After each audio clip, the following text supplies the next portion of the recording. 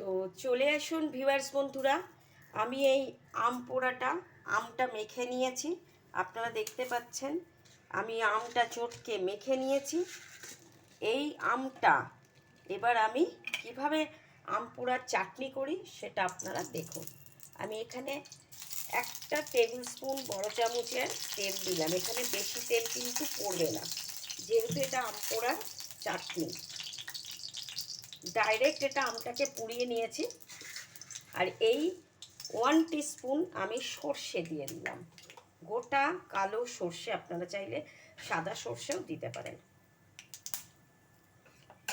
এবার আমি এর মধ্যে এটা একটু ফোড়ন হয়ে গেলে কাজু বাদামগুলো একটু দিয়ে দিলাম, নেড়ে দিলাম।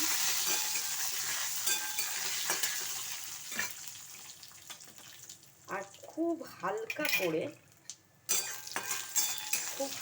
করে প্রথমে আমি একটা বড় চামচের 1 চামচ সাদা তেল দিলাম। আর এই চিনি বাতাসা যার ঘরে যেরকম থাকবে আমি সেটা মিশিয়ে দিলাম। খুব হালকা মিষ্টি, এটা কিন্তু একটু টক টক মিষ্টি মিষ্টি।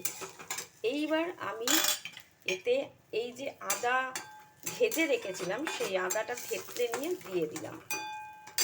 আর এই যে মশলাটা আমি গুঁড়ো করে রেখেছিলাম একটু এখন দেব, আর একটু আমটা কষে আসার পর। তো এইবার আমি এই আম পোড়াটা দিয়ে দিলাম।